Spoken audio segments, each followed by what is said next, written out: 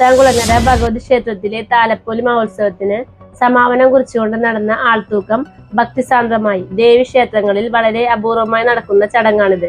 ദേവന്മാർക്ക് ദാരികൻ എന്ന അസുരന്റെ ശല്യം അസഹനീയമായപ്പോൾ ശിവനെ അഭയം പ്രാപിക്കുകയും തൃക്കണ്ണു തുറന്ന് കാളി എന്ന ഭദ്രകാളിയെ സൃഷ്ടിച്ച് ദാരികനെ വധിച്ച ശേഷം കെട്ടിത്തൂങ്ങുന്നതാണ് ആൾത്തൂക്കത്തിന്റെ സങ്കല്പം. ചുവപ്പ് പട്ടും തലപ്പാവും കിരീടവും കയ്യിൽ വാളും പരിചയമായി തൂക്കക്കാരനെ തൂക്കച്ചടിൽ കയറ്റി തൂക്കച്ചാടുമായി ഭക്തജനങ്ങൾ ക്ഷേത്രത്തിന് ചുറ്റും പ്രദക്ഷിണം വെച്ചതോടെ ചടങ്ങുകൾ സമാപിച്ചു. വെളിയത്തനാട് പ്രസിഡന്റാണ് ഉടയാടകളോടെ ദാരികന്റെ വേഷമിട്ട് ചാടിൽ കയറിയത്. ചടങ്ങിന് ശേഷം നട അടച്ച് 7-ാം ദിവസമാണ് നട തുറക്കുന്നത്.